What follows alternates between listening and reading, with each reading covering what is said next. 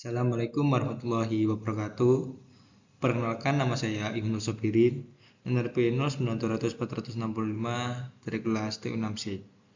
Di sini saya akan mempresentasikan tentang PPL saya, yaitu PPL bawah air. Baik, untuk pertama kali saya akan menjelaskan tentang robot saya yang saya beri nama Hydroship Ayuar.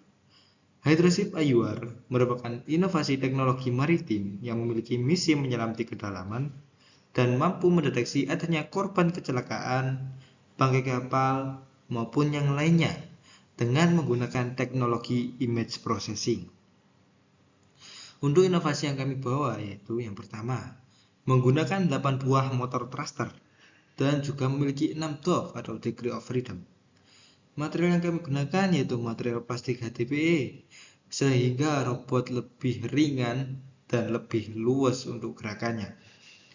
Untuk inovasi yang terakhir yaitu kami menanamkan floating balloon atau kita mengasihkan floating balloon pada sisi atas robot yang dilengkapi dengan perangkat titik GO LoRa dengan tracker system yang saya beri nama Hydroship Tracker dan sudah terintegrasi dengan website.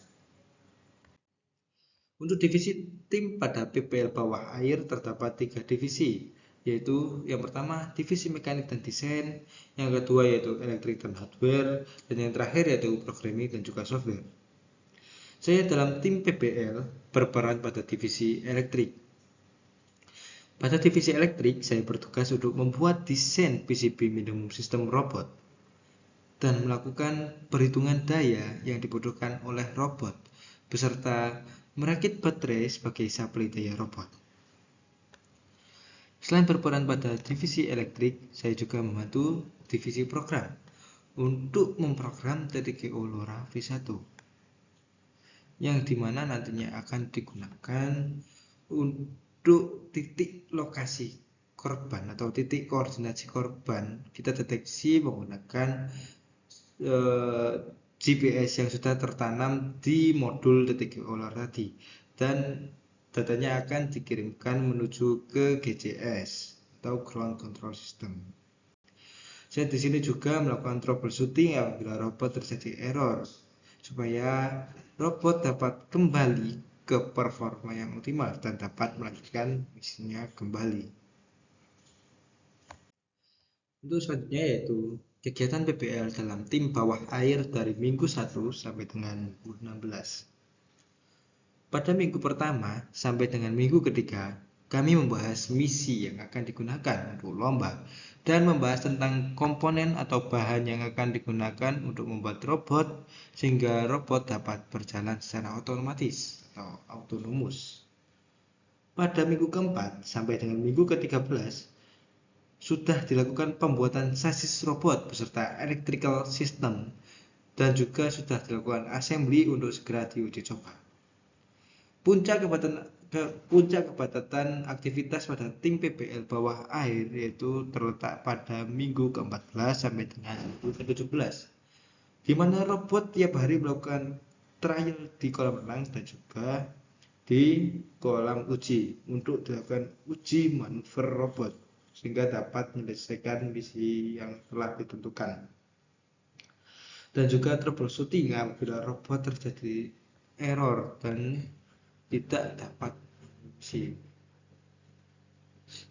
Baik, untuk selanjutnya yaitu saya akan menjelaskan tentang komunikasi serial. Komunikasi yang pengiriman datanya per bit secara berurutan dan bergantian.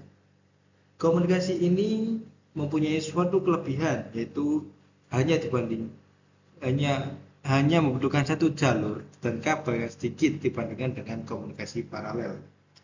Pada prinsipnya, komunikasi serial merupakan komunikasi di mana pengiriman data dilakukan per bit sehingga lebih lambat dibandingkan komunikasi paralel. Atau dengan kata lain, komunikasi serial merupakan salah satu metode komunikasi data di mana hanya satu bit data yang dikirimkan melalui seutas kabel dan suatu waktu tertentu. Untuk komunikasi serial pada tim PPL bawah air terdapat 2 komunikasi, yaitu komunikasi serial UART dan juga komunikasi LoRa. Pada robot Hydroship IUR memiliki mini PC dan microcontroller yang digunakan sebagai controller robot. Mini PC yang kami gunakan yaitu Jajan Nano dan microcontroller yang kami gunakan yaitu STM32F1. Komunikasi yang kami gunakan yaitu komunikasi serial UART atau juga bisa disebut dengan Universal Asynchronous Receiver Transmitter atau juga bisa disebut dengan komunikasi serial RxTX. Fungsi dari komunikasi serial tersebut yaitu digunakan untuk mengirim data dari mini PC menuju ke microcontroller, di mana pada mini PC terdapat sebuah kamera yang digunakan untuk mendeteksi adanya korban yang nantinya akan diolah datanya yang telah ditangkap oleh si kamera datanya akan diolah di mini PC. Setelah data tersebut diolah di mini PC, maka data tersebut akan kita kirimkan menuju ke si microcontroller untuk dieksekusi supaya robot dapat berjalan otomatis. Untuk komunikasi yang digunakan yaitu UART tadi yang sudah saya jelaskan di awal, dan sebagai perantaranya kami menggunakan USB TTL. Selain komunikasi UART antara mini PC dengan si microcontroller, kami juga menggunakan komunikasi LoRa, di mana antara kedua modul ini yang sudah dilengkapi dengan microcontroller ESP32 akan berkomunikasi menggunakan LoRa dengan cara mengirimkan data titik lokasi koordinat latitude dan juga longitude dari GPS yang telah ditangkap menuju ke si ground control systemnya atau si receiver modul TTGO LoRa-nya tadi.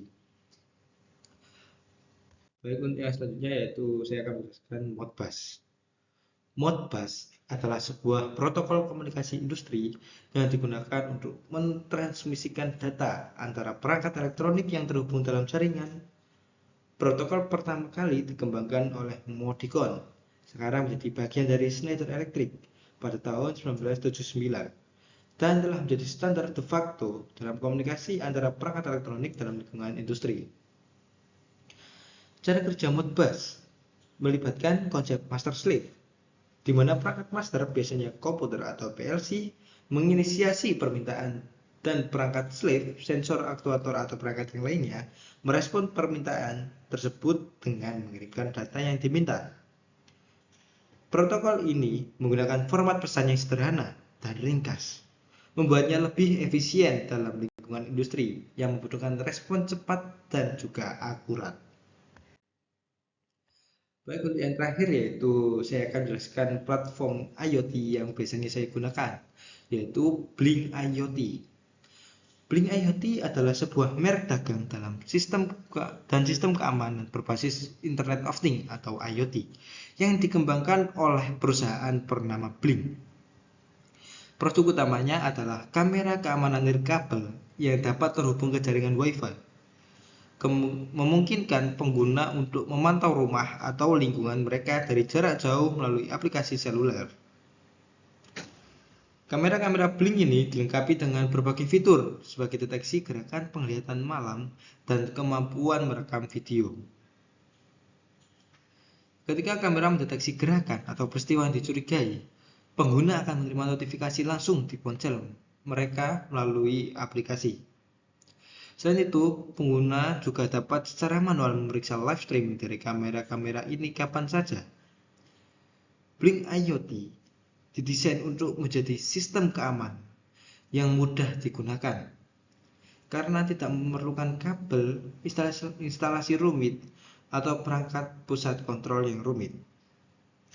Hal ini membuatnya lebih mudah diakses dan diatur oleh pengguna dari berbagai tingkat keahlian teknologi. Sebagai bagian dari ekosistem IoT, kamera-kamera Blink dapat berintegrasi dengan perangkat lain seperti speaker pintar atau asisten virtual, sehingga memungkinkan pengguna untuk mengintegrasikan sistem keamanan ini dengan berbagai fitur lain yang dimiliki oleh rumah pintar mereka. Sekian presentasi dari saya. Apabila ada salah kata, saya mohon maaf. Wassalamualaikum warahmatullahi wabarakatuh.